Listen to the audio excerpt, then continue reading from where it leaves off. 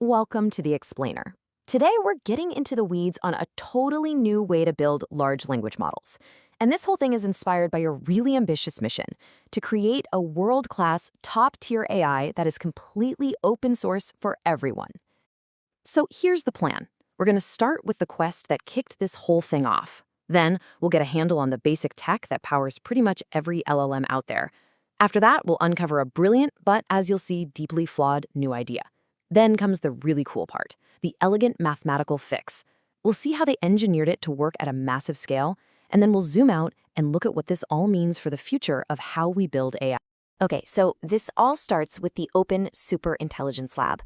Now, these folks have one single, incredibly audacious goal: build one of the world's top 10 large language models, and then just give it away, keep it fully open. This isn't just about making another chatbot. This is about democratizing the absolute bleeding edge of artificial intelligence. And trust me, they are not messing around. Just look at their public roadmap. It is an all-out sprint to catch up to and then blow past the biggest models out there, with the goal of hitting the top 10 by the end of 2027. Now, that raises a huge question, right? What kind of insane, radical new technology do you need to even try something like that? You can't just do what everyone else is doing. You need a fundamental edge. And that is where our story really gets interesting. So to really get what's so revolutionary here, we've got to go back to basics for a second. We need to talk about the fundamental plumbing that's inside almost every single large neural network today.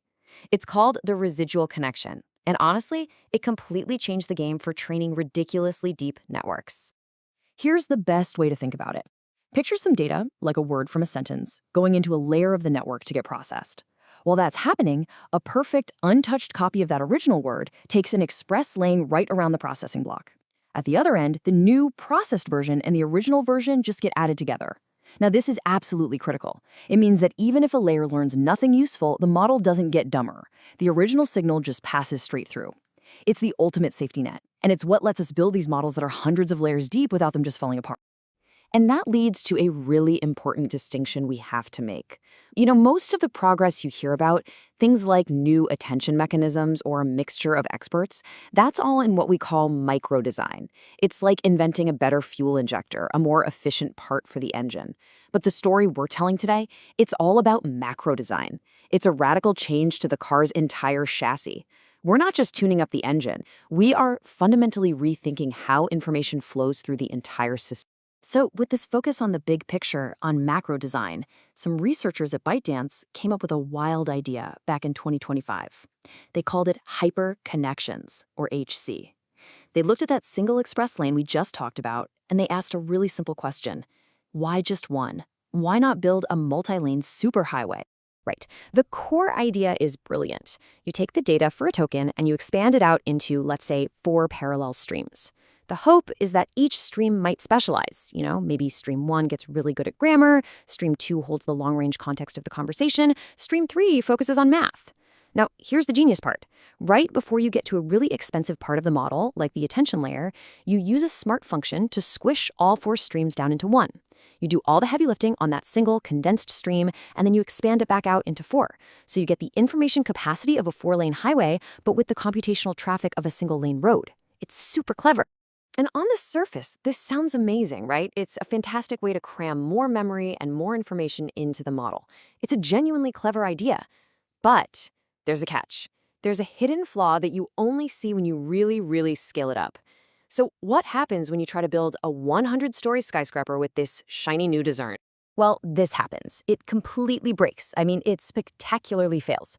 What you're looking at is the training progress of a massive 27 billion parameter model using this design. And for a while, everything looks great. It's actually learning faster than the standard models. But then, right around the 12,000th training step, bam, the loss just goes through the roof. The whole learning process becomes totally unstable, and the model's performance just collapses into absolute chaos. So what on earth is going on here? Well, the problem is that we lost that beautiful safety net from the original design. The way the information is getting mixed between the 4 streams at each layer isn't controlled, so the signals are getting amplified layer after layer after layer. It's like you're turning up the volume knob just a tiny bit, but you do it 100 times in a row. By the time you get to the top, the signal is absolutely deafening. This chart shows the signal gain, which should be 1, has rocketed to 3,000. It's 3,000 times louder than it should be. At that point, it's not a signal anymore. It's just noise. The model is basically just listening to static. This is just a classic large-scale engineering problem. You have a brilliant idea on paper that just completely shatters when it meets the brutal reality of a truly massive system.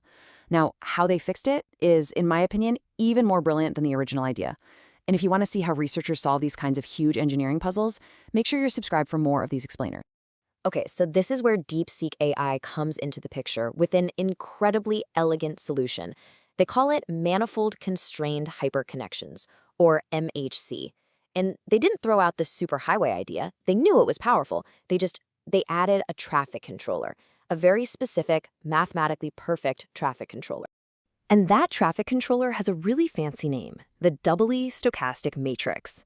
Now I know, that sounds super complicated, but the idea behind it is actually incredibly simple and powerful. It's just a grid of numbers where every single row adds up to 1 and every single column also adds up to 1. And that one simple rule guarantees that when you use it to mix the information between your streams, you cannot create or destroy signal energy. You can only redistribute it. The exploding signal problem? Gone. It's a perfect fix. So, how do you actually force the model to learn a matrix with this special property? Well, you use this beautiful classic algorithm from the 1960s called Sinkhorn-Knopp. It's actually pretty simple. You take your matrix and you force all the rows to add up to 1. Of course, that messes up the columns, so then you force all the columns to add up to 1, which messes up the rows again, but a little less this time. And you just keep doing that, back and forth, back and forth. And amazingly, it is mathematically guaranteed to eventually settle on a perfect doubly stochastic matrix. Okay, let's make this super concrete. Let's say we only have 2 streams. Stream 1 has a really strong signal, let's call it 100, 100. Stream 2 is totally empty, 0, 0. Now we apply our special mixing matrix. To get the new stream 1, we take 90% of the old stream 1 and 10% from the old empty stream 2. To get the new stream 2, we do the opposite. 10% from the strong one, 90% from the empty one. And look what happens. The total signal, 200, is perfectly conserved. It's just been redistributed. It's a perfect, stable, completely controlled leak of information between the lanes. Okay, so the math checks out. The theory is beautiful. We have a stable way to get all the benefits of this superhighway without the model blowing up. But, there's always a but. Theory is one thing. Making this stuff actually run efficiently on thousands of GPUs is a whole other beast. And this new design introduces a new problem. It's called the memory wall. All this extra data from the multiple streams has to be shuffled around constantly, and that can create a massive traffic jam that slows down the whole training process. And this table really shows you why it's such a big deal. With a standard model, you're reading and writing a certain amount of data for every token. With hyperconnections, where you've expanded that data by 4 times, look at those formulas. The amount of data being moved around just skyrockets. This threatens to make the model so slow to train that it's completely impractical, no matter how clever the math is. But, and this is where it gets really impressive, the DeepSeek team aren't just brilliant theorists. They are world-class engineers. They attacked this problem with everything they had, doing things like kernel fusion to reduce memory trips, recomputing values on the fly instead of storing them, just all sorts of clever low-level optimizations. And the final result? This incredibly complex new architecture adds only a 6.7% time overhead during training. That's it. It's an absolute engineering marvel. Okay, so let's recap. We have a stable theory. We have some hardcore engineering that makes it run efficiently. But the million-dollar question is still on the table. Does it actually work any better? Does it make the model smarter? And the answer, thankfully, is a resounding yes. This is the proof in the pudding. On a 27 billion parameter model, mHC doesn't just beat the standard design, it also outperforms the original, unstable version even before it blew up. And what's really telling is where it gets better. On tasks that require complex reasoning, like BBH, or tough reading comprehension, it shows really significant gains. This tells us that the stable, principled way of mixing information isn't just about preventing explosions, it's actively leading to a more intelligent model. And this is where we loop all the way back to the beginning, back to the Open Superintelligence Lab. A fundamental breakthrough like this is exactly what a team like that needs. It's not some small, incremental tweak. It is a foundational change to the architecture that lets them scale better and get more performance. It's what turns their ambitious goal from a wild dream into a plausible engineering reality. The authors of the paper wrap it all up with this really powerful thought. For the past decade, we've basically been focused on microdesign, right? Just upgrading the engine. MISC is a really compelling argument that we need to be paying just as much attention to the macro design, to actually redesigning the entire chassis of the car. It opens up a whole new front for innovation. And that leaves us with a pretty provocative question to end on. MHC proves that the basic blueprints we've been using for years aren't set in stone. We can fundamentally change how these massive networks are put together. So if we can do that, what other assumptions are we making that we should challenge? What totally new, crazy-looking structures will we build next? If you enjoyed this deep dive into the architecture of AI, make sure you subscribe for more explainers that break down the complex science that is shaping our future.